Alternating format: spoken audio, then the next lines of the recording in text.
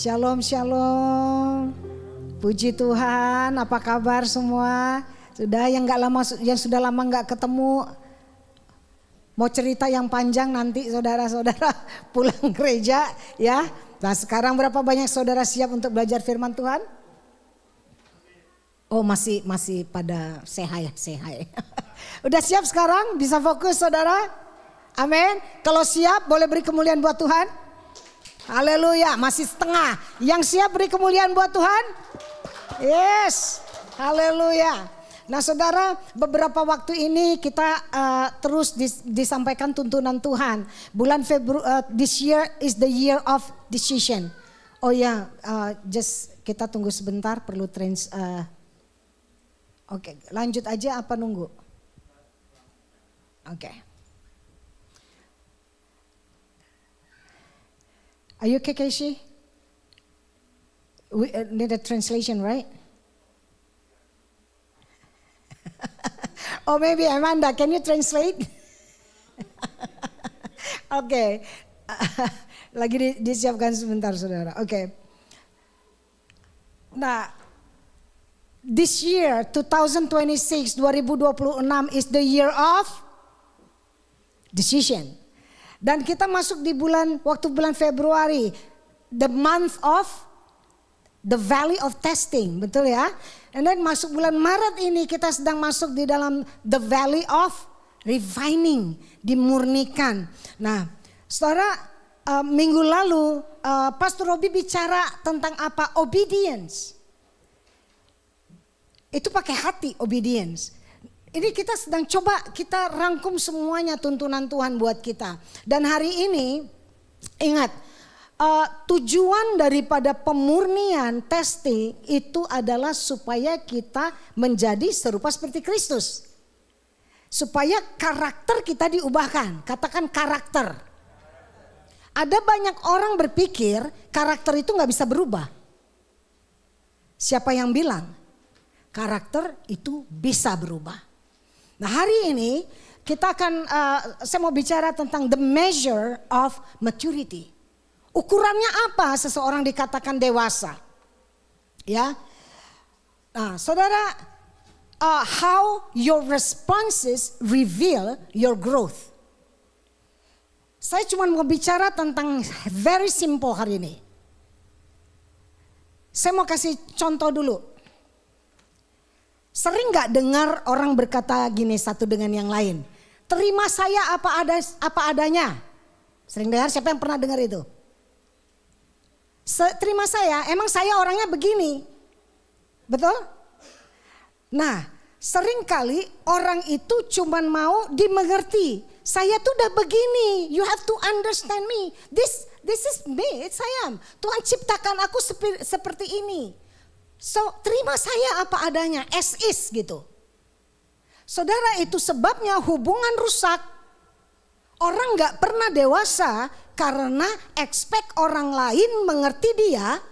Sementara dia gak berpikir bahwa dia harus berubah. Nah, perubahan, bagaimana kita respons terhadap itu mau berubah, itu yang akan menunjukkan kedewasaan kita. Men, saya akan coba lebih pelan sedikit. Ya, saudara, waktu berlalu buat setiap orang ada namanya menua. Saya baru celebrate ulang tahun saya ke 59. Meskipun saya kelihatan seperti 32.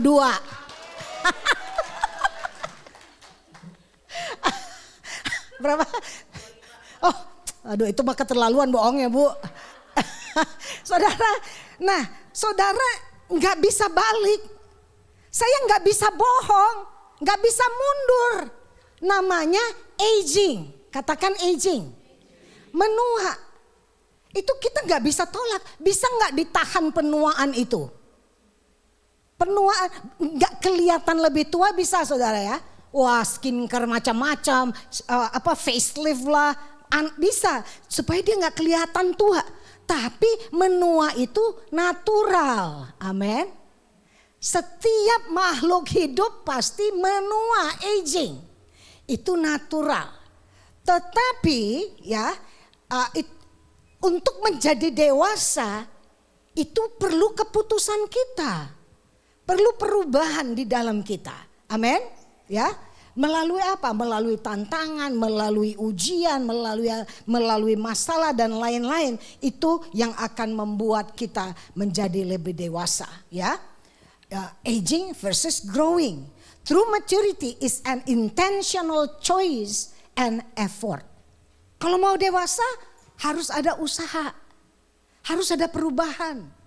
Nah saudara, everyone ages but not everyone truly grows. Everyone ages. Keren gak sih saya nih? Tepuk tangan dong buat Pastor Billy. Dia kasih saya 2 jurus doang. Yang satu ini, yang ini sayang. Oke, mantap. Nah dan ini saya sejujurnya bukan saya juga. Siapa? Puji Tuhan. Saling melengkapi. Benar. Nah saudara, sesuatu ini namanya apa? Saya mau berubah. Saya gak bisa bilang kalian mesti terima saya apa aja dong. Saya gaptek, gak mau nih kayak gini. Gak bisa, saya harus berubah. Demi apa? Supaya lebih gampang buat yang lain mendengarkan firman. Ini saya gak ditanya nyaman gak? Saya gak nyaman. Saya lebih nyaman gak pakai begini. Saya lebih nyaman dikasih firman, saya khotbah free. Saya gak nyaman loh ginian terus terang gitu. Tetapi saya mau berubah. Ya, saya mau berubah. Nah saudara, selanjutnya. Nah sekarang kita lihat. What true maturity is. Sebelum kita, oke.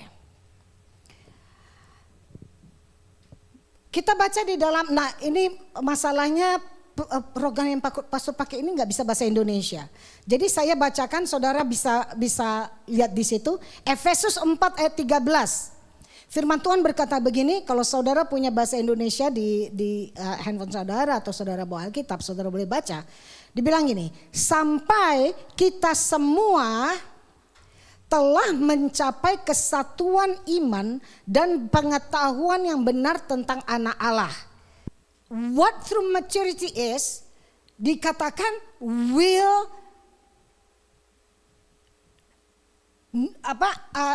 this will continue until we all come to such unity in our faith and knowledge of God's Son that will be mature in the Lord, measuring up to the full and complete standard of Christ. Jadi namanya kita betul-betul mencapai kedewasaan penuh itu kalau kita udah seperti Kristus. Amin. Oke ya, tangkap di situ dulu ya. Nah sekarang coba kita lihat. Adakah seorang yang sudah punya karakter seperti Kristus sepenuhnya? Tidak ada. Itu sebabnya Tuhan menciptakan manusia. Manusia diberi kepintaran dari mulai zaman di Greek filosofi. Bukan filosofi, pengetahuan mereka bilang ada 4 temperamen, betul? Ya, kesempurnaan 4 itu temperamen itu semuanya itu ada di dalam Kristus. Tapi enggak semua kita punya itu kan saat ini. Tapi satu saat kita semua bisa berubah menjadi seperti Kristus, katakan amin. Amin. Gampang? Gak gampang, nanti kita akan lihat. Kapan seseorang dikatakan dewasa? Maturity means thinking like Christ, berpikir kita harus seperti Kristus. Respon kita, reaksi kita harus seperti Kristus. Hidup seperti Kristus. Bukan kesempurnaan, tapi progres. Jadi progres itu artinya perubahan, benar? Itu sebabnya ada banyak orang kecewa sama anak-anak Tuhan. Kenapa? Mereka gak bisa kasih contoh karena gak dilihat ada perubahan. Lu sebelum kenal Kristus begitu, setelah kamu jadi pelayan Tuhan sama aja gak ada perubahan. Akhirnya gak akan pernah berubah dan aku masih seperti yang dulu, bukan menunggumu, gak berubah gitu kan. Nah saudara, not perfection tapi progress. Jadi ada pengembangan di dalam karakter. Nah saudara, di sini tidak semua orang pasti menua tapi belum tentu dewasa. Setuju? Setuju? Kapan orang dikatakan dewasa? Secara legal di Amerika 18 tahun. Benar ya? 18 tahun dianggap dia sudah bisa memutuskan untuk dirinya sendiri.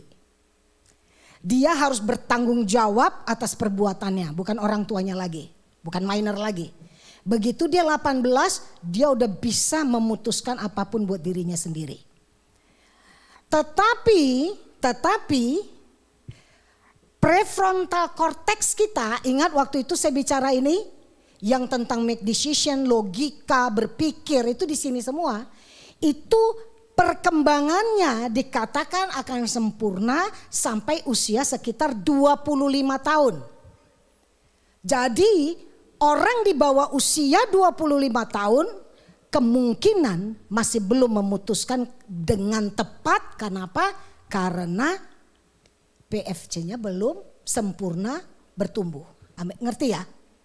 Makanya belum berubah-berubah. Itu sebabnya kalau kita bilang law itu banyak yang harus dirubah.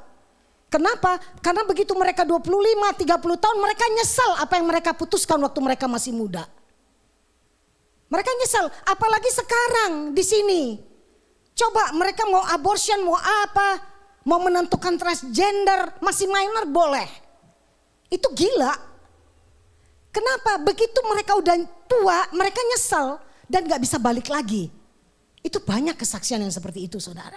Kenapa? Karena memang otaknya belum mampu memutuskan dengan benar. Belum mampu. Nah saudara, ini yang disebut maturity. Ada orang secara usia aging, dia sudah cukup umur.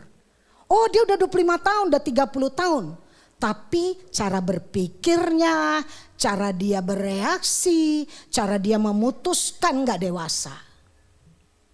Tapi ada juga orang yang masih muda tapi pikirannya sangat dewasa. Bijaksana. Ya. Mana? Oh dia pakai gitu. Ebi itu sampai dikira tuh cara berpikirnya mungkin 21 tahun. 18 tahun, 21 tahun. Bilang, hah?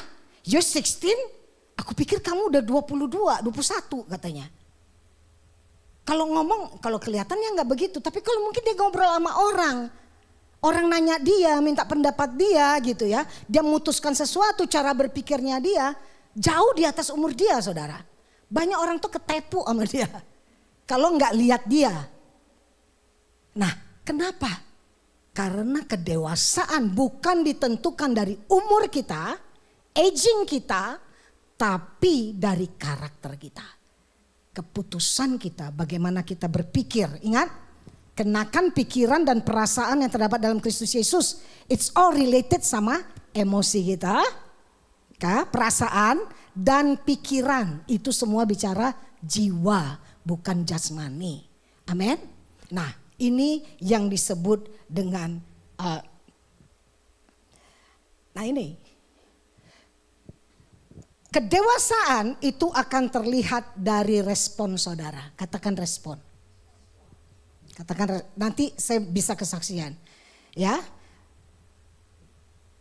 Paulus berkata, when I was a child, I spoke and thought and reasoned as a child. Waktu aku kanak-kanak, aku berkata-kata seperti kanak-kanak. Aku berpikir seperti kanak-kanak. Aku merasa seperti kanak-kanak, feelingnya, emotionnya, ya, dan berpikir seperti kanak-kanak, betul? Thought, reason, ya. Sekarang kata Paulus, but when I grow up, bahasa Indonesia bilang sekarang sesudah aku dewasa nih, aku meninggalkan sifat kanak-kanak itu. Bahasa Inggris bilang, I put away childish thing. Thingsnya itu apa? The way you speak, the way you think, the way you feel. Put away artinya bukan orang disuruh berubah, ngerti dia. Tetapi dia yang harus ninggalin childishnya ini. I put away. Aku tinggalkan, aku gak mau lagi stay di anak-anak. Itu loh, kalau kita punya pengertian yang sama artinya itu perubahan. Amin, katakan perubahan. Perubahan kedewasaan seseorang akan terlihat dari mana kita berespon. Respon artinya menanggapi situasi, menanggapi orang, menanggapi masalah, ya. Nah, saudara, ya dari sini kita lihat bahwa maturity is a decision, bukan otomatis. Aging otomatis, tapi kedewasaan itu keputusan kita.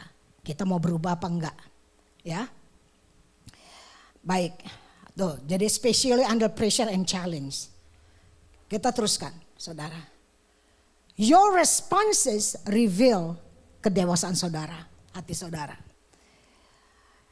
Nah, saudara, kedewasaan itu bukan dari apa yang sudah saudara capai, tapi bagaimana saudara bereaksi terhadap keadaan. Bukan performance-nya. Ada anak-anak yang memang jago, pintar, bisa achieve ini dan itu, tapi karakternya parah banget.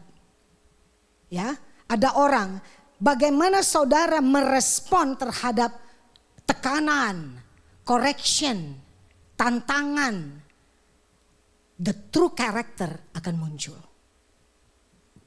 Waktu seseorang lagi ngalamin ini, itu ingat kemarin waktu dimurnikan, ya, logam itu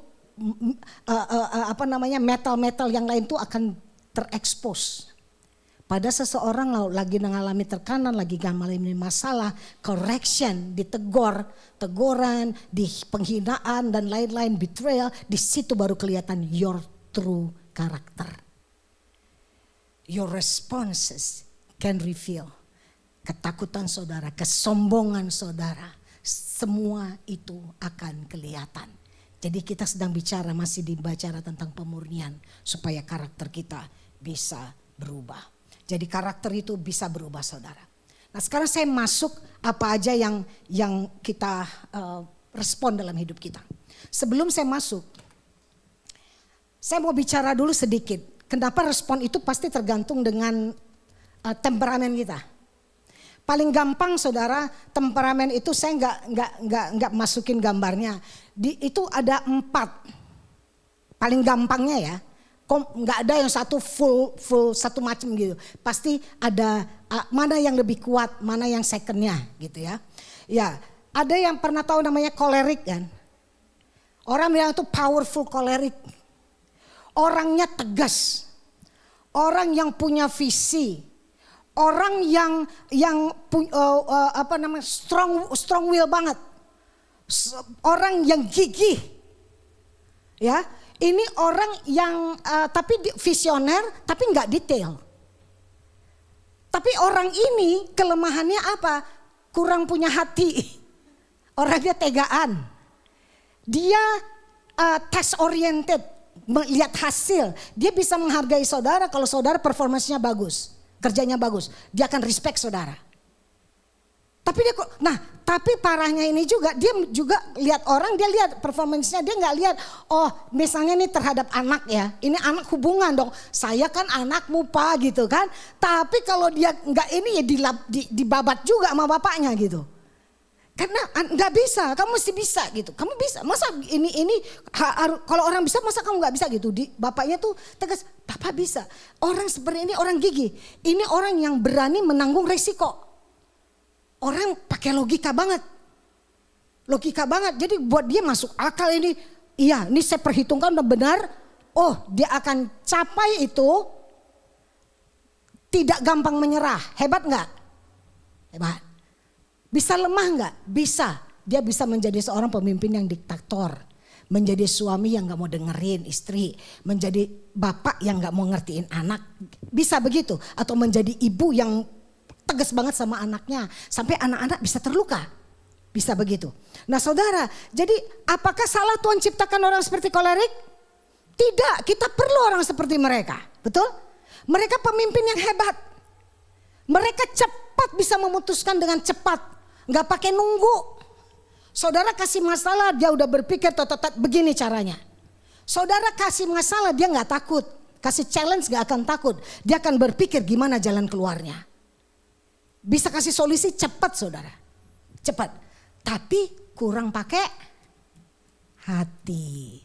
Tega Gitu ya. Nah, saudara, yang kedua ini the popular sanguine. Saudara pasti langsung tahu kalau yang sanguine ini muncul. Orangnya periang, ada dia langsung rame. Dia people oriented. Seneng tuh lagi rame, mengutamakan relation. Ini orang disenangi, sepi kalau nggak ada dia. Pokoknya tahu aja, saudara pasti tahu. Begitu datang, hey, apa kabar? Kamu kemana aja? Cus rame saudara. Seru banget lo kemarin gitu. Itu pokoknya orangnya tuh relation banget. Jadi PR cocok banget. Dan dia disenangi orang, karena orangnya easy going. Terus mau dibecandain, dia gak bisain tapi susah serius juga. Bisa-bisa semua dia gak bercanda. Gitu. Nah orang ini periang, tapi impulsif. Bisa buru-buru, ceroboh, lupa ini, lupa itu gitu kan. Nah, orang yang begini ya, ini bisa cepat disenangi, tapi ada lemahnya juga. Ya tadi seperti tadi, misalnya lupaan, ceroboh. Atau yang kedua, karena relation dia bisa kompromi. Jadi lebih kuat, misalnya saya sama Soso salah, terus misalnya Pipit bilang, Pastor Soso gini-gini, tapi karena saya sanguin banget, saya takut hubungan saya sama Soso rusak, saya gak akan tegur dia. Karena saya mementingkan hubungan saya tetap baik sama Soso. Nah ini orang sanguin. Nah saudara, apakah Tuhan salah menciptakan orang seperti ini?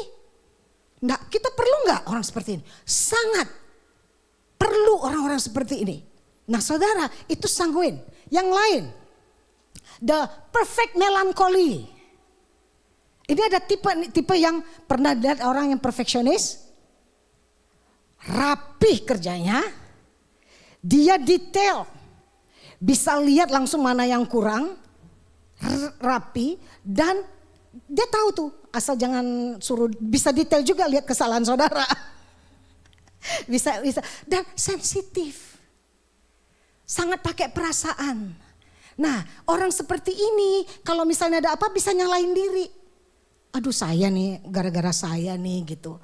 Gampang tersentuh, tapi bagus juga gampang empati. Karena perasaan kalau Tuhan bicara sama orang seperti ini, mereka akan cepat mendengar suara Tuhan. Lalu orang seperti ini kreatif. Orang-orang art, orang musik ini banyak di situ ini.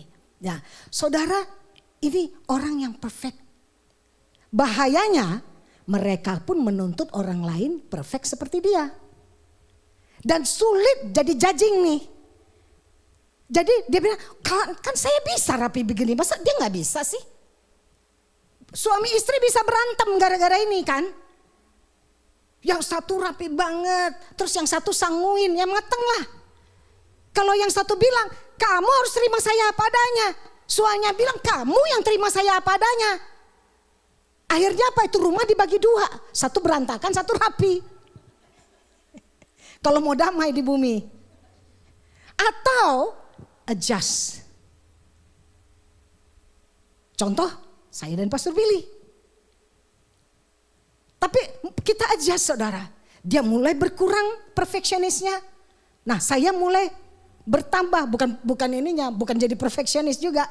Tapi dia membantu. Contoh, tiap kali kacamata gak tahu di mana.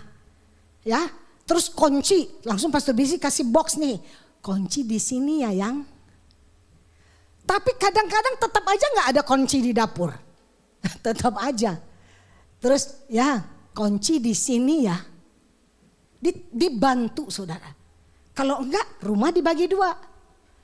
Satu rapi, satu berantakan. Nah respon.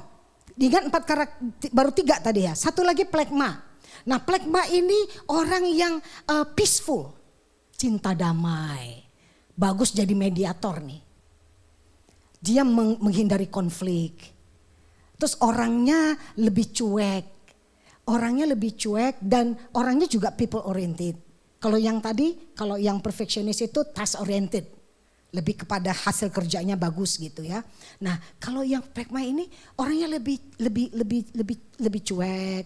Enggak gampang sakit hati sebenarnya. Tapi gampang mendem. Nah saudara, orang seperti ini dia cinta damai. Kadang-kadang dia tidak mengindahkan sesuatu karena aduh nanti jadi konflik, saya ngalah aja deh. Saya ini aja, nggak bisa berubah akhirnya. Nah, orang-orang seperti ini kita perlu. Orang yang sabar jadi rem. Jadi rem. Perlu orang-orang yang seperti ini saudara.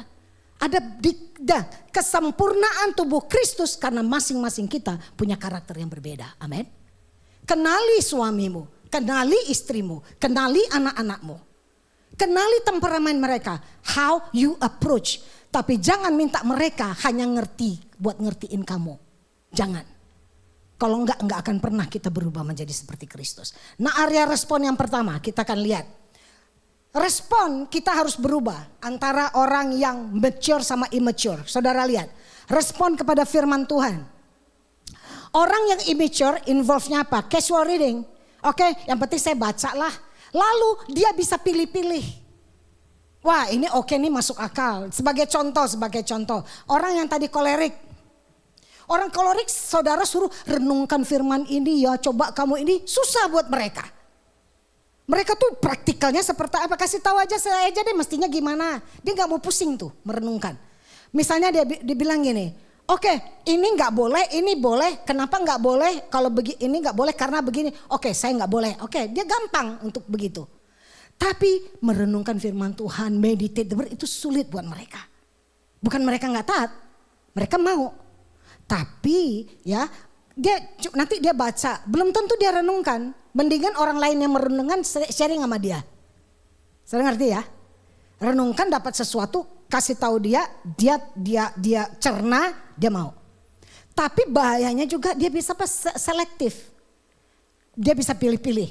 Ini gak sesuai firman Tuhan. Saya ini kolerik sanguin. Mau baptis selama aja perlu 2 tahun untuk membuat saya tuh ngerti benar-benar gitu. Saya enggak mau gitu. Karena saya tahu apa yang saya lakukan.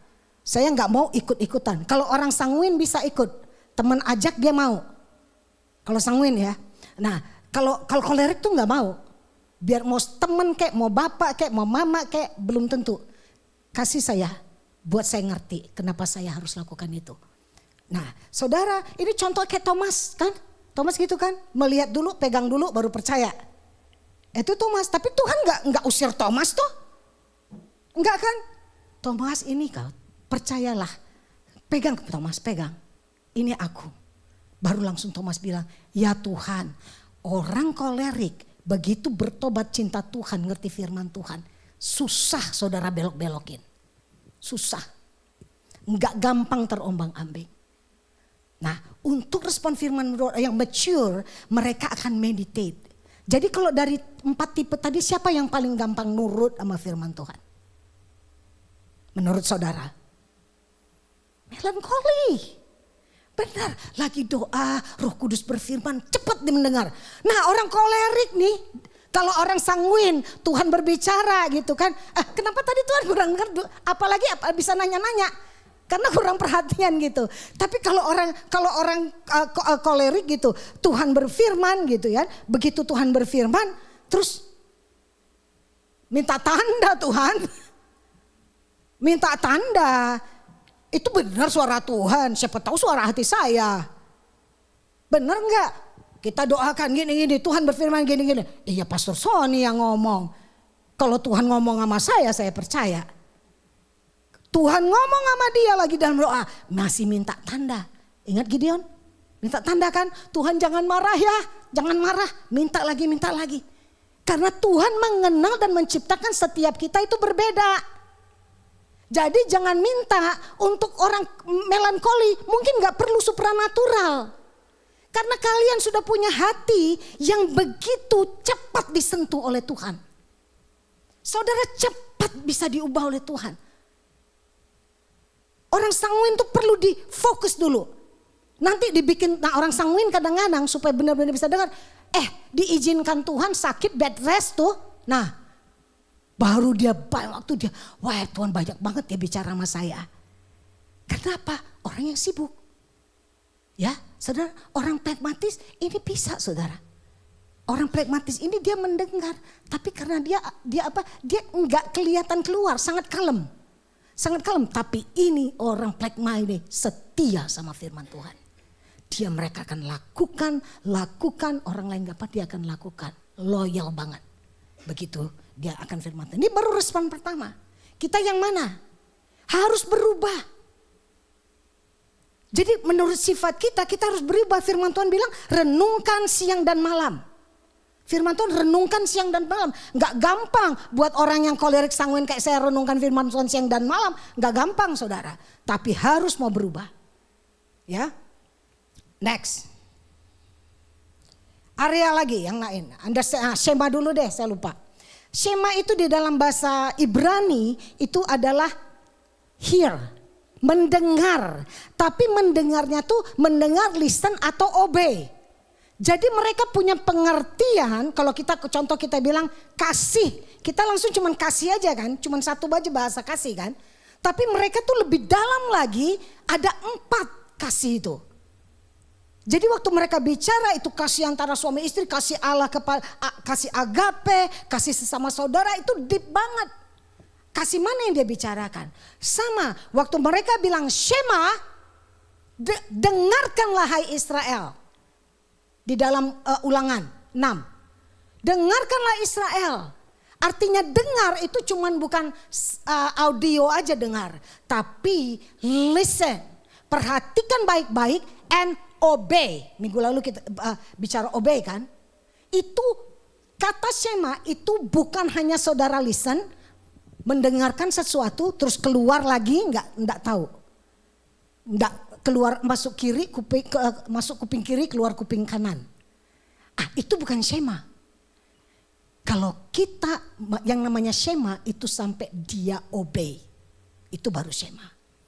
Nah, saudara itu next ya, lanjut kita beraya. Area 2 yang perlu direspon. Kita lihat. Ini bicara, ini ingat ya tujuannya, ini kan kita lagi api nih ya, pemurnian kan. Supaya karakter kita bisa sempurna, bisa menjadi dewasa seperti Kristus. Kita lihat area mana yang kita perlu merespon dengan baik supaya kita makin dewasa. Respon terhadap kritik dan koreksi. Sederhananya bilang immature itu defensif. Ada kritik, dia membela diri defense. Wah, nyerang gue nih pribadi ini. Blame others, telah menyalahkan orang lain. Fokus kepada dirinya. Ya. Yang mature itu dia dengarkan kritikan itu, dia dengarkan koreksi itu, dia evaluate. Dicek lagi sama dia. Benarkah ini apa tidak? Jadi dia mendengarkan, at least dia kasih waktu untuk benar enggak perkataan ini gitu. Lalu apa? Apa yang aku bisa belajar ya dari sini? Lalu dia kasih responnya, dia merendahkan hati. Dan bersyukur. Dia bisa melihat koreksi itu, kritik itu sebagai alat supaya dia makin bertumbuh dengan dewasa. Sekarang kita lihat, oke, orang kolerik dulu. Orang ini kan strong will, orangnya tegas, berini gitu ya, result driven. Dia mau lihat hasilnya. Nah begitu dia dikoreksi, saudara, begitu dia dikritik. Ini kalau orang mau koreksi orang kolerik mesti hati-hati. Jangan orangnya, ingat ya. Tapi kerjaannya. Mereka waktu kerjaannya di ini dia tuh kan oke. Tapi kalau dibilang orangnya, misalnya gini, gimana sih kamu Yul? Udah orangnya tuh, wah dia tuh bisa langsung defensif dia. Kok nyalain saya sih, pastor yang salah gitu bisa dia. Itu orang kolerik, jangan. Tapi waktu kerjaannya, Yul ini mestinya gak gini loh Yul ya. Ini orang kolerik, lihat ke hasil kerjaannya. Nah begitu waktu hasil kerjaannya, dia akan terbuka. Pas dia lihat, apanya ya? Oh iya ya kita mau begini, dia masih mau tuh. Nah dia cenderung tuh langsung defensif dulu. Itu enggak benar. Pastor enggak benar tuh pastor. Nah itu respon pertamanya. Terus atau dia bisa bantah atau pokoknya enggak orang kolerik itu dia ini ya vokal ya, berani ya. Terus dia tuh fokusnya ya siapa yang benar bukan apa yang benar. Saya tuh udah benar pastor. bukan apanya yang benar. Nangkep nggak? Karena tadi dia ngerasa bahwa itu nyerang ke dia kan. Nah, itu orang kolerik. Nah, alasan tuh mereka tuh tidak mau terancam kayak otoritasnya. Orang kolerik itu dominan. Mereka cenderung mau ngontrol. Ini kolerik. Jezebel itu kolerik. Wanita yang kolerik itu Jezebel, itu contoh yang paling tepat sekali. Dia ngontrol, dia pintar ngatur kan. Bikin ini pintar dia. Nah, Jezebel itu harus berubah kalau mau. Saudara tahu? Saya buka aja deh. Saya 3 kali pelepasan. Yang terakhir itu keluar apa? Roh Jezebel spirit. Mengapa? Karena saya dari kecil udah diajar, udah ini untuk mimpin, mutusin sendiri, ini sendiri. Udah saudara. Dari hidup saya dari kecil. Orang bilang you are born with it. Saya nggak ngerti born with it atau enggak. Tapi itulah. Nah, saya ngerti firman Tuhan. Saya berusaha untuk berubah. Waktu kita pacaran itu paling berasa banget. Orang yang kolerik itu perhitungan, well plan. Punya ini. Mau lewat jalan mana dia udah pikirin. Dia udah tahu resikonya apa. Tapi saya mau tunduk sama orang yang melankolis. Susah banget gak sih? Sangat susah. Tapi saya berdoa, saya tahu saya mau tunduk. Dia mutusin, susah saudara. Masa kita 3 tahun itu berat banget buat saya sampai saya menyadari. Saya mau melakukan firman Tuhan, tapi kenapa ya kok saya enggak bisa gitu. Saya mau loh, tapi kok saya selalu gagal ya. Saya mau loh diam, enggak usah ngomong. Waktu itu kan masih pacar, belum menikah ya. Saya mau loh udah let go aja, diam aja, nggak bisa gitu. Sampai akhirnya satu saat saya pelepasan dan yang keluar itu Jezebel spirit. Dan setelah itu dia mulai kebuka bahwa ya udah biar aja. Kalau salah kan dia belajar sendiri dari kesalahannya nanti. Oke, nggak usah terima. Saya punya perhitungan begini, fine. Begitu itu akhirnya dia nanti minta juga kok, menurut kamu gimana yang? Ngerti saudara? Bukan saya. You are not the head of the family. Keputusan bukan kamu. Awal-awal nih kamu denger ini. Tapi lama-lama dia mulai nanya, menurut kamu gimana ya yang? Akhirnya begitu kita menikah, itu jadi sesuatu yang buat kita tuh betul-betul indah dan bisa melengkapi. Kalau perlu pertimbangan yang panjang, kasih Pastor Billy. Kalau perlu keputusan yang cepat, dia tanya saya. Jadi we play with it. Tapi bukan, oke yang menurut kamu apa? Oke dia mutusin, tapi keputusannya dia kalau yang cepat itu mungkin dari saya saudara. Jadi tahu aja.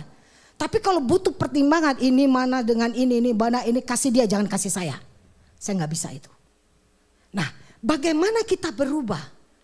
Akhirnya ini sampai kemarin lagi Pak Daniel Pingardi datang sama Ibu Nantin. Ibu Nantin tuh kaget, maksudnya dia bilang, loh Bu Sony sekarang saya lihat kok udah mulai banyak ungunya ya. Respon. Kenapa? Dulu mungkin saya nggak bisa tanya-tanya. Sekarang menurut yang yaudah ini kamulah yang terserah kamu. Orang kolerik tuh nggak ada kata terserah kamu. Benar. Tanya makan apa nanti, kita mau makan di mana? Orang melankolis bilang terserah aja deh. Terus kalau orang sanguin mana? Kita kemarin dari sana nggak kurang enak di situ, sini aja deh, masih bisa. Yang pokoknya yang ini gitu. Atau orang sanguin bisa bilang gini, pada mau mana vote yang mana ya, yang banyak oke, kita pergi gitu. Itu sanguin tuh gitu. Yang penting semua happy kan gitu. Nah orang kolerik nggak gitu.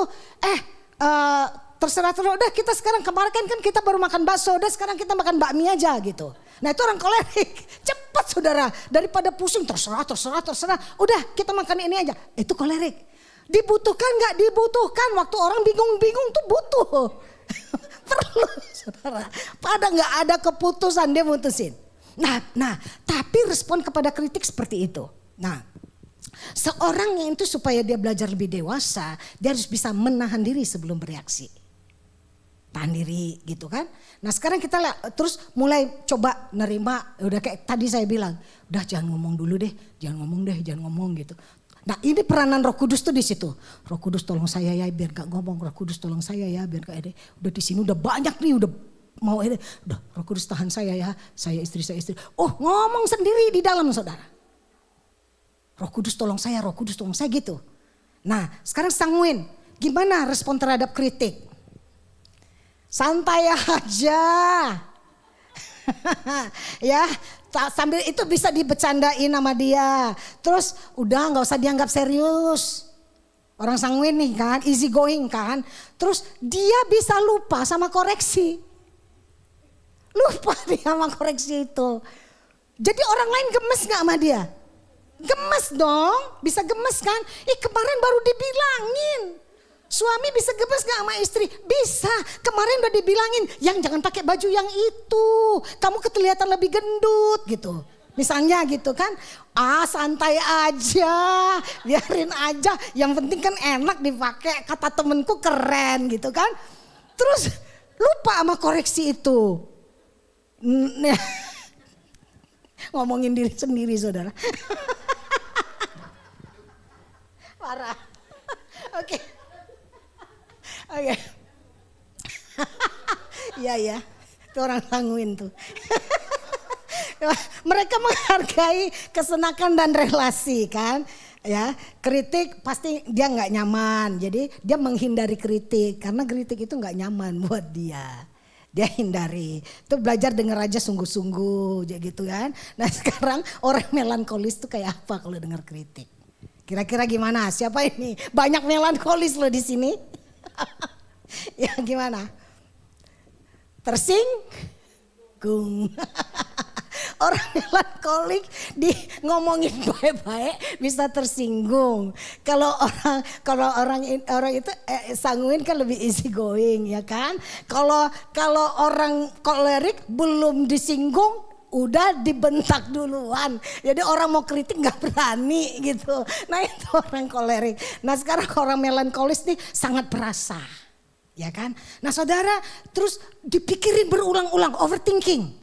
Nah kritik itu kritik sederhana banget. Sosok kebetulan juga ada melankolisnya ini. Misalnya, itu ponimu kependekan. Dia pikirin nih, aduh tadi saya WL poni saya kependekan itu gimana di video. Pasti pada ini, dipikirin panjang. Padahal minggu depan juga udah panjang lagi. Padahal gak ada yang bilang, kamu jelek loh. Gak ada yang gituin. Cuman, kamu kemarin baru potong rambut agak kependekan loh itu Kata agak aja itu udah dalam buat dia. Kata agak aja itu udah dalam buat dia tuh. Udah bisa nyakitin itu. Nah jadi hati-hati sama orang-orang melankolis itu kalau terima kritik koreksi. Nah itu jangan juga langsung pintar-pintar lah. Kalau sama orang kolerik to the point aja gak apa-apa. Tapi kalau sama orang ini mesti pintar. Gitu. Saudara kan kaget yang saudara gak pikir dia pikirin berulang-ulang. Ya, kenapa? Karena mereka punya standar tinggi, perfeksionis kan. Kesalahan kecil aja buat dia itu dia bilang, aduh kok aku bisa melakukan kesalahan itu ya. Kecil saudara. Itu bisa dia tuh orang melankolis tuh ke arah dia. Dia nggak ke orang loh, dia nggak akan nunjuk orang. Yang dia ituin dia.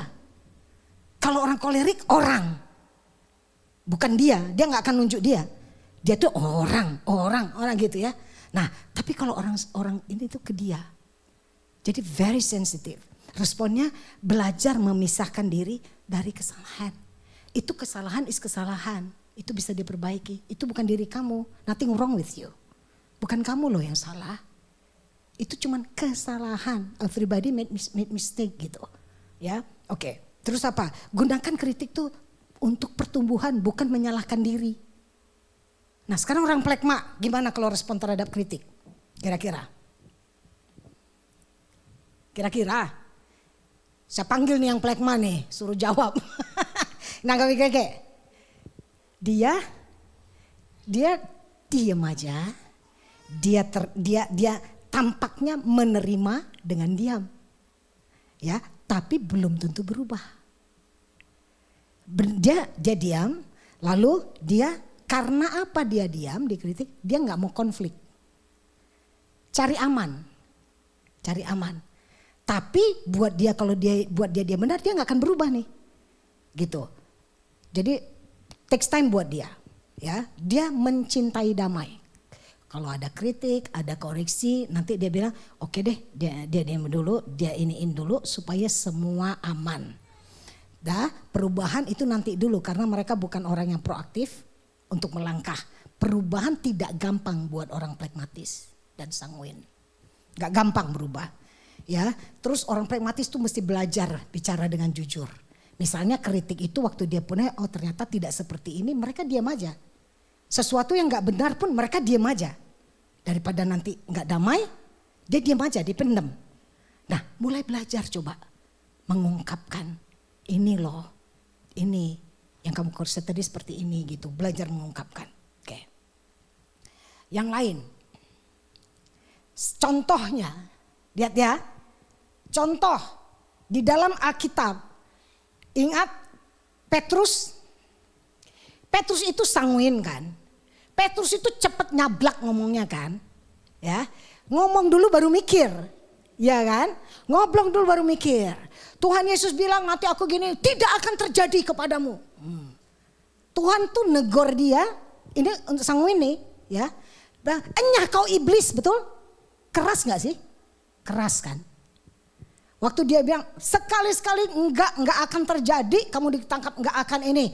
Petrus sebelum matahari terbit engkau sudah ayam berkokok, engkau sudah menyangkal aku 3 kali. Dia bingung.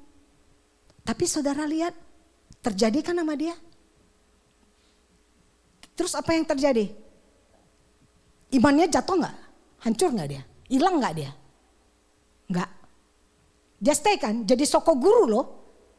Jadi pemimpin loh dia. Dia menjadi dewasa, dia menjadi pemimpin.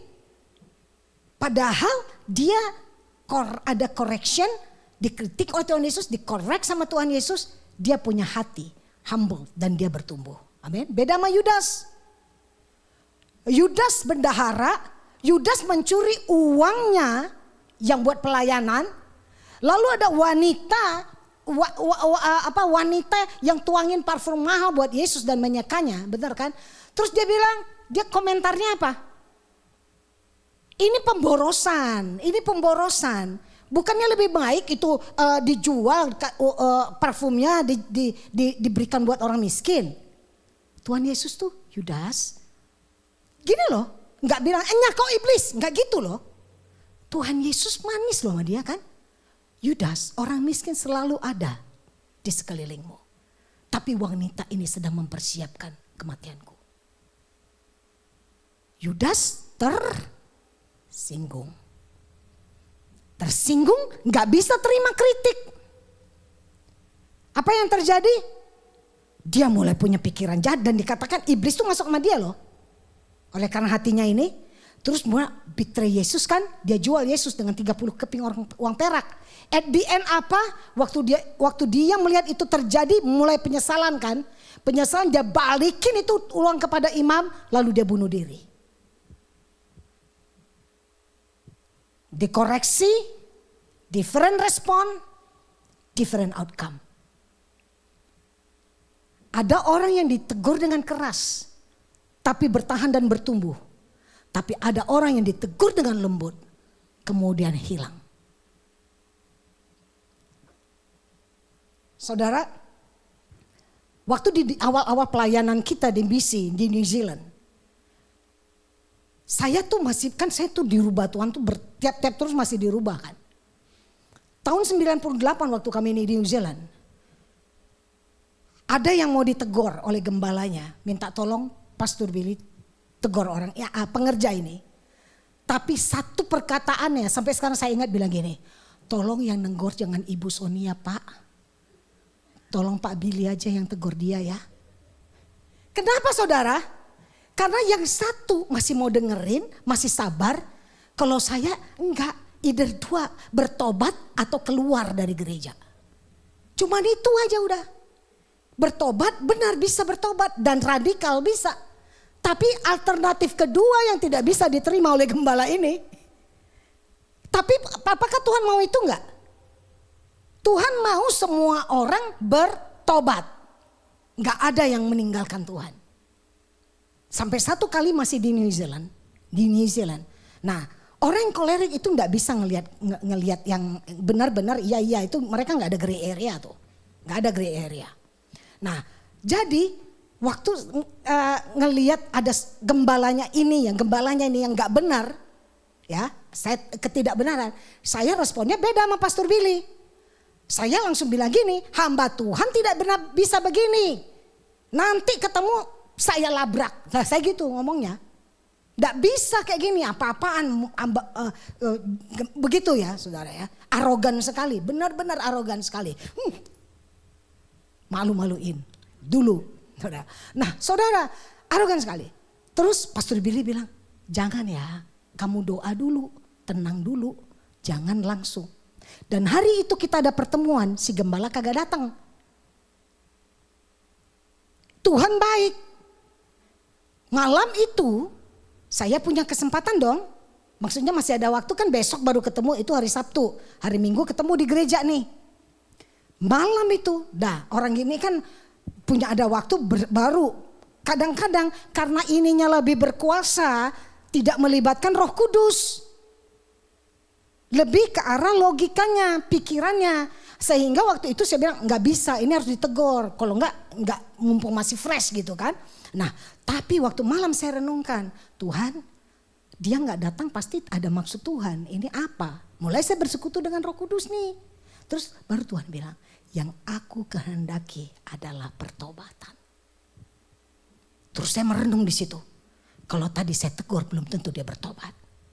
Akhirnya saya minta, Roh Kudus besok di gereja tolong saya. Supaya saya bisa menegur dan berikan aku hikmat untuk berkata-kata. Karena yang engkau kehendaki adalah pertobatan. Saudara, itu yang terjadi. Minggunya ngomong nih. Ngomong. Puji Tuhan, resultnya tuh berbeda. Hamba Tuhan ini bisa menerima dengan hati yang terbuka. Coba kalau kemarin hasilnya mungkin beda. Saudara lihat respon, lihat beda hasilnya. Hasil itu bisa berbeda dengan respon kita yang salah. Dan kedewasaan kita akan terlihat waktu kita mulai berubah respon yang kita ambil terhadap sesuatu. Baik, saya akan lebih cepat lagi, hampir saya ambil itu. Respon kepada kesuksesan. Immature responsnya included bragging, sombong, apa segala macam, seeking attention, wah berhasil gitu ya. Tapi orang yang mature dia akan bilang semua dari Tuhan. Kemuliaan bagi Tuhan. Dia bisa kasih kredit kepada orang lain. It's a teamwork, itu karena yang lain. Dan penuh dengan pengucapan syukur. Ya, and use success to encourage and serve, keeping pride in check. Nah, Saudara, ini itu tadi, ini yang paling susah ya, kalau orang kolerik tuh pasti bilang ini, bahayanya bilang gini, wah hebat ya, berhasil kamu, hebat loh, sukses nih gitu ya, berhasil. Dia tuh bisa proudnya tuh ke dia. Emang jeripaya saya, emang udah saya perhitungkan emang harusnya begitu gitu. Nah, lalu apalagi? Itu hasil kerja keras saya ya. Dan dia bangga, tapi bangganya tuh cuma sebentar. Langsung dia akan berpikir nextnya lagi tuh apalagi nih goalnya. Nextnya tuh apalagi gitu. Karena dia itu orang yang berpikir ke depan, yang suka sesuatu yang challenge. Gak suka yang monoton. Ya, nah Saudara bisa jadi kurang bersyukur karena merasa bahwa dia mampu nih. Karena kehebatan dia gitu. Jadi dan bisa kurang menghargai tim. Jadi dia bilang kalau nggak ada saya nggak akan berhasil itu. Benar nggak? Mungkin benar. Bukan salah apa yang dia ngomongin, bisa benar gitu. Tapi yang Tuhan mau respon yang benar itu humble. Semua dari Tuhan. Ingat Nebukadnezar hebat kan? Sukses menguasai dunia. Tapi dia sombong. Daniel Sampai waktu Daniel diberitahu Tuhan apa yang terjadi sama dia. Daniel bilang gini, aku berharap apa yang Tuhanku mimpi, yang Tuhanku lihat itu bukan untuk Tuhanku. Lalu kehebatannya dia dalam sekejap. Jadi insane dia seperti binatang. 7 tahun lamanya. Sampai dia mengakui kehebatan Tuhan. Dia harus direndahkan sedemikian. Nah saudara, orang yang kolerik bisa meresponi seperti itu. Kalau orang yang ini, kalau orang sanguin, simpel saudara. Yuk celebrate yuk. Dia senang. Bagus banget kamu berhasil gini. Dia happy. Dia happy lalu celebrate. Enggak sendiri. Enggak ke dia. Dia senang dan orang lain celebrate sama-sama sukacitanya dia. Dia menikmati momen itu. Ya. Nah, tapi bisa juga orang ini karena orang sanguin ini suka menjadi center of attention. Jadi kadang diambil ke dia, lupa ke atas. Jadi tetap perlu rendah hati, dan yang kedua mereka bisa terlena dengan keberhasilan sampai jadi longgar ya, loose untuk maintain itu. Enggak orang sanguin kalau jadi juara udah di atas itu bisa cepat jatuh nih. Karena terlena lah orang bilang ya gitu ya. Jadi tetap rendah hati, jaga tetap disiplin. Next, yang area keempat, respon to tadi belum ya, yang melankolik ya. Nah, orang melankolik ini sekalipun sukses tidak merasa puas. Selalu merasa masih kurang nih, saya itu masih kurang, pasti bisa lebih baik lagi. Ada bagusnya, tapi ada kurangnya juga gitu. Terus tetap melihat kurang masih, ya betul lebih baik. Cenderung memikirkan detail yang belum sempurna. Udah bagus kok. Enggak, kayaknya itu gambar masih ada ininya deh. Coba itu parunya ada kurang lebih 1 mili lah. Lebih itu agak kepanjangan 1 mili lah. Next time saya gambar itu saya pendekin gitu. So, lihatnya kecil gitu masih lihat. Jadi enggak bisa benar-benar menikmati seperti orang sanguin. Enggak bisa benar-benar enjoy bahwa saat itu, momen itu dia nikmati keberhasilan gitu. Itu enggak bisa. Dia sulit menikmati itu, ya. Nah, saudara perlu belajar menerima dan mensyukuri aja. Tuhan terima kasih for this moment. Mungkin lihat itu, next time will be better. Tapi sekarang aku mau menikmati gitu ya. Nah, orang plekma ini paling hebat. Dia sukses, dia ini gitu, itu datar aja. Biasa aja, saudara. Kalau orang celebrate, gitu kan, gitu. Kalau orang sanguin kira-kira gitu. Tapi kalau orang plekma, saudara nggak lihat, dia gagal sama berhasil sama mukanya. Tenang, kalem. Sepertinya itu kayak kalau orang kadang-kadang bisa bilang, ya udah biasa sih berhasil. Bukan kesan sombong ya. Tenang saudara, tenang ya. Dia tidak cari perhatian, tidak perlu dia perhatian itu. Mereka adalah orang yang paling stabil secara emosi. Ya, potensi lemahnya apa? Jadi bisa aja kurang menghargai keberhasilannya dia kayak tadi orang itu.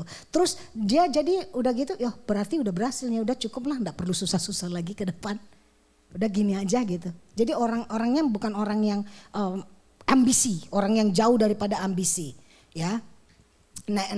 Next lagi, respon terhadap offense atau disakiti. Nah, ini mungkin udah tahu juga ya kalau yang immature, menahan, kesel, balas dendam.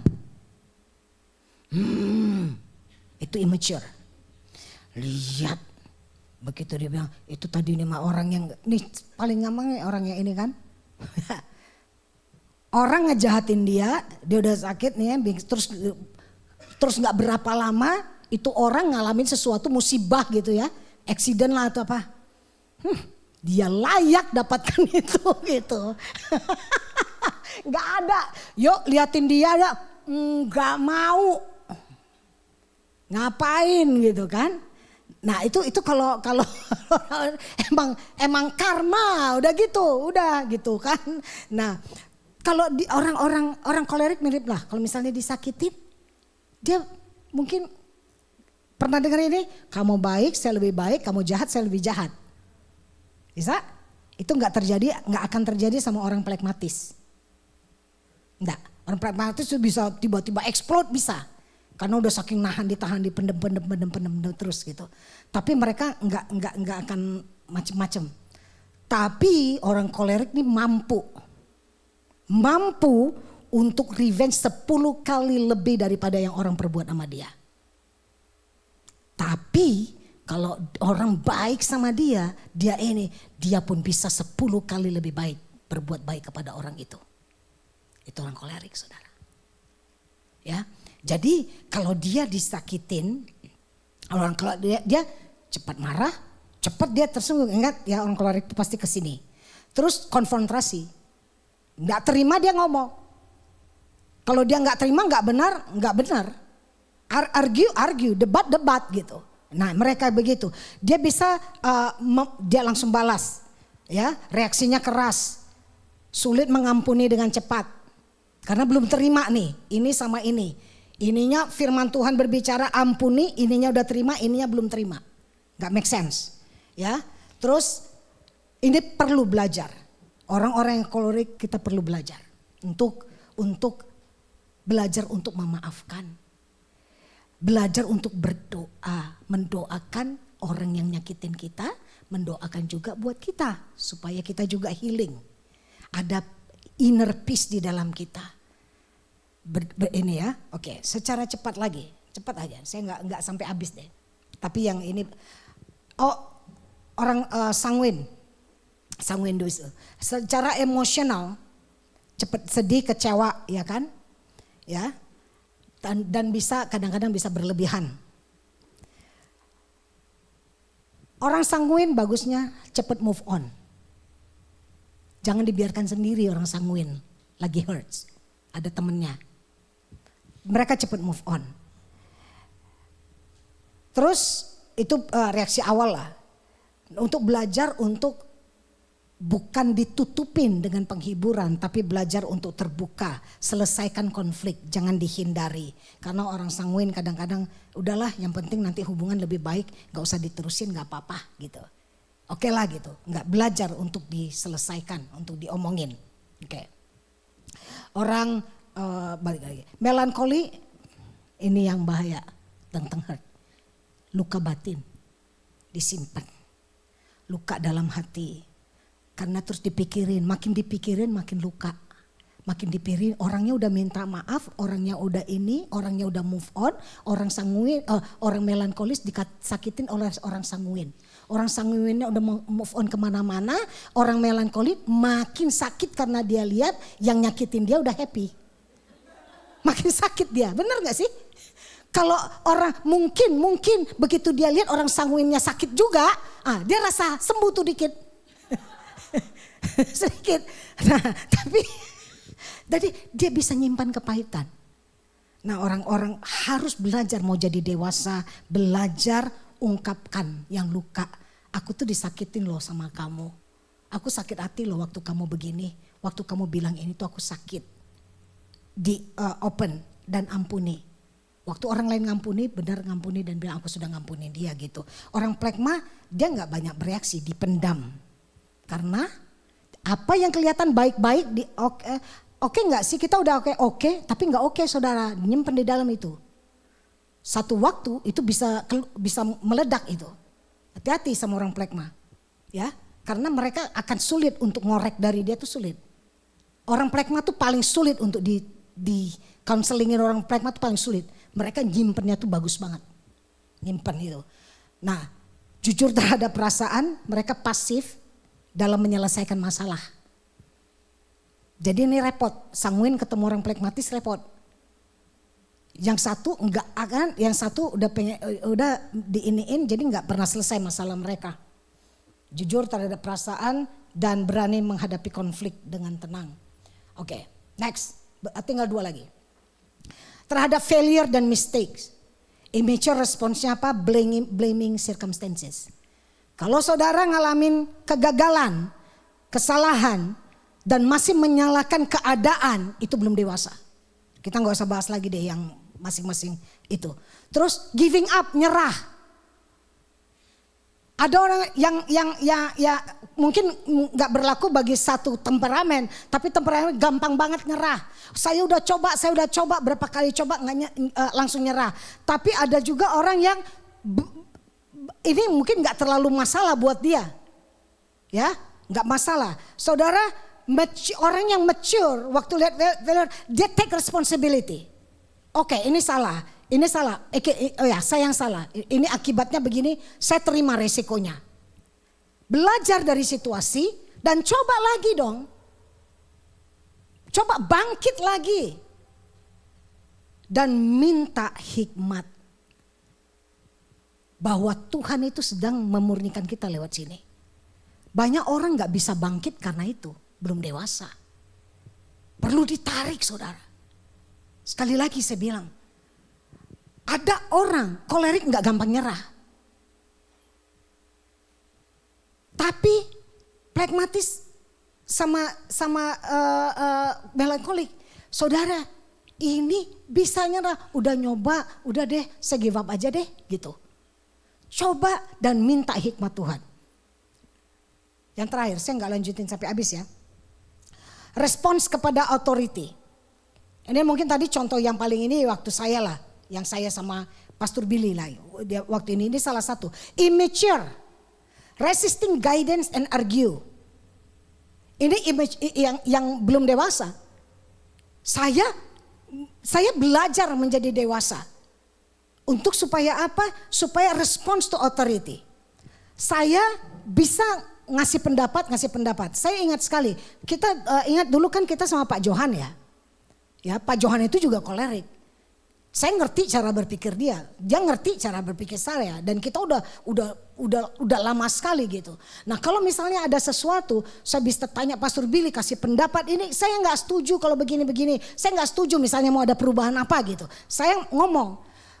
Nah oke, coba tanya, kita konsult sama Pastor Johan, begitu Pastor Johan bilang A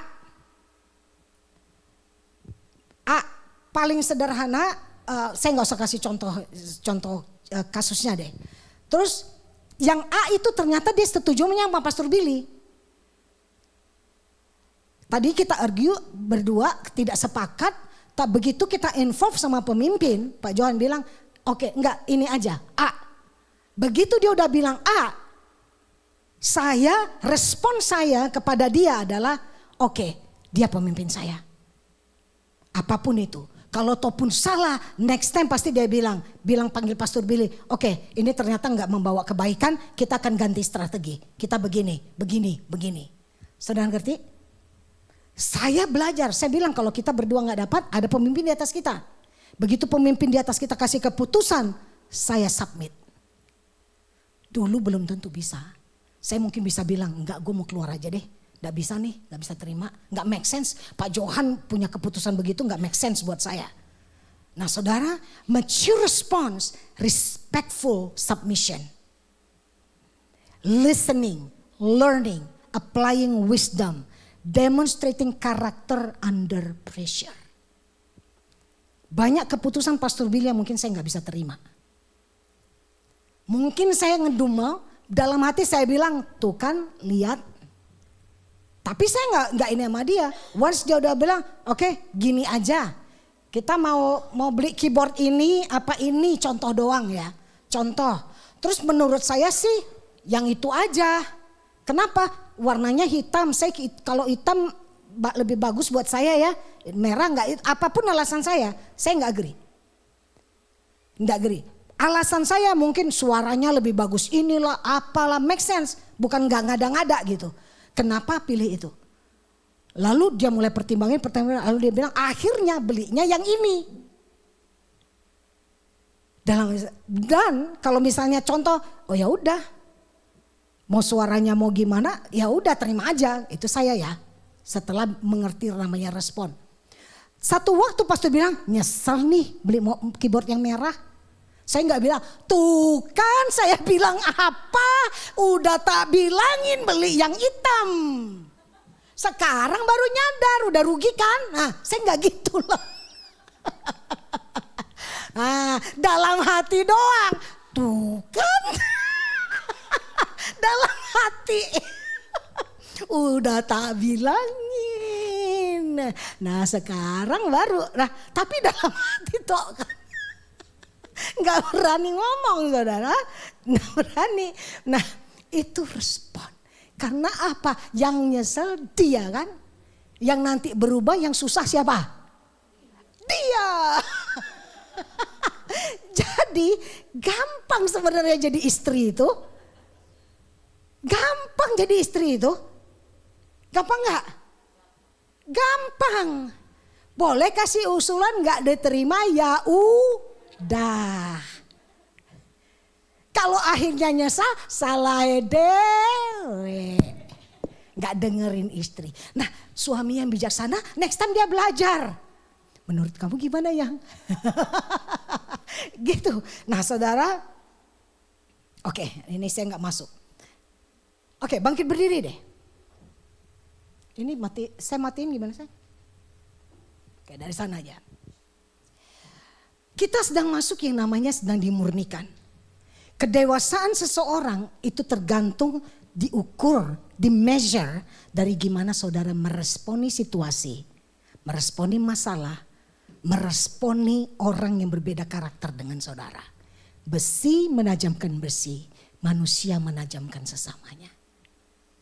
Orang-orang yang ada di sekitar kita, bisa gak kita untuk melihat bahwa aku mau berubah menjadi dewasa. Bukan berarti Tuhan menciptakan kita salah. Tapi kita mau berkata, oleh karena orang lain punya karakter yang berbeda, membuat aku semakin indah. Saya bukan orang yang sabar dulunya. Mungkin kalau ada kesabaran antara 0 dan 10, dulu mungkin saya 1. Tapi dengan adanya respon, mungkin sekarang kalau diukur udah 5 saudara. Masih jauh dari 10. Tapi sudah lebih baik daripada 1, betul? Betul ya? Dulu saya orang yang tidak punya perasaan. Saya kurang memakai hati saya. Koleriknya sangat kuat saudara. Orang bisa nangis, saya pernah kesaksian. Tabrak, ada tukang taksi nabrak saya, punya anak 3, dia harus dikeluarkan. Sampai nangis-nangis karena dia salah. Kolerik saya yang keluar, saya bilang enggak, bapak salah.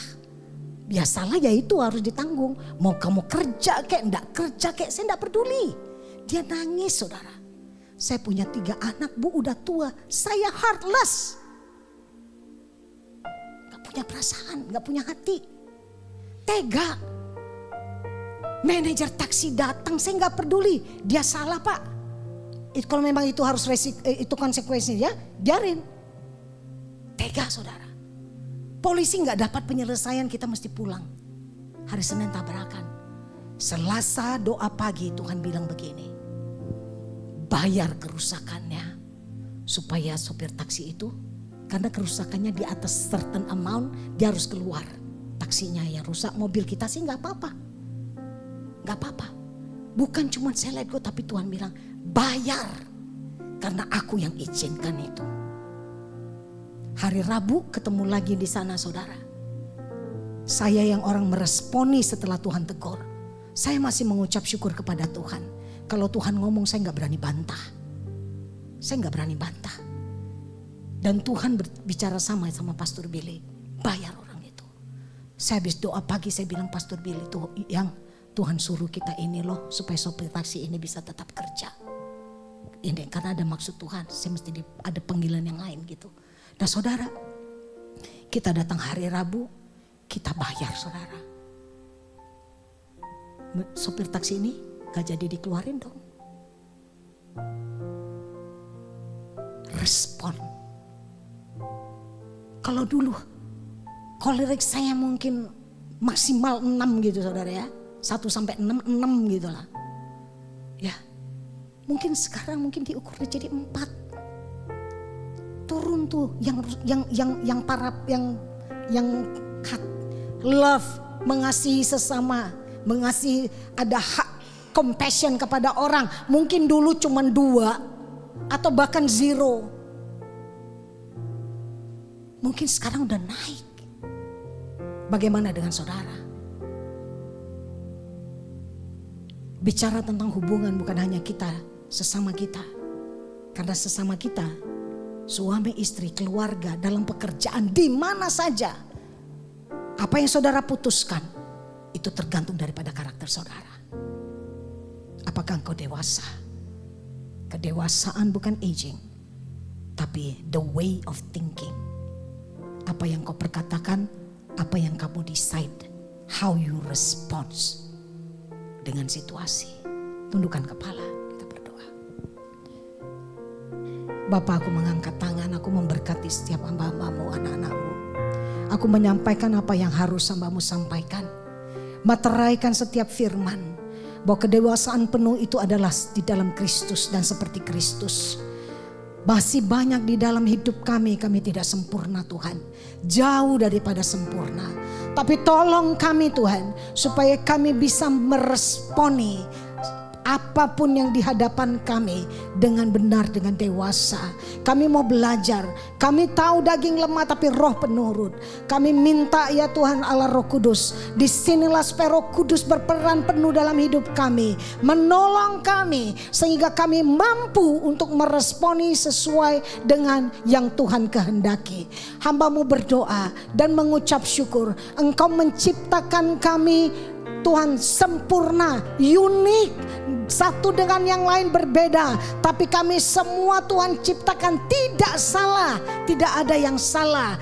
Ajar kami untuk melihat bahwa Tuhan menghendaki kami memiliki karakter Kristus. Tuhan, dalam masa-masa in the valley of refining, testing yang kami mungkin sedang alami, Tuhan tolong kami sehingga kami diproses dan kami lulus dan kami bisa berubah, dan karakter-karakter yang tidak baik Tuhan, yang mungkin harus diperbaiki, kami mau disempurnakan. Roh Kudus, aku berhenti di sini, tapi aku minta Roh-Mu bekerja di dalam setiap kami, memampukan, menyempurnakan. Terima kasih Tuhan, berkati umat-Mu, berkati kekasih-kekasih hati-Mu, keluarga-keluarga, satu demi satu Tuhan berkati. Dan Tuhan sendiri yang menopang melewati masa-masa ini. Di dalam nama Yesus, haleluya. Semua yang mengasihi Tuhan katakan, amin. Tuhan Yesus berkati, silakan duduk saudara.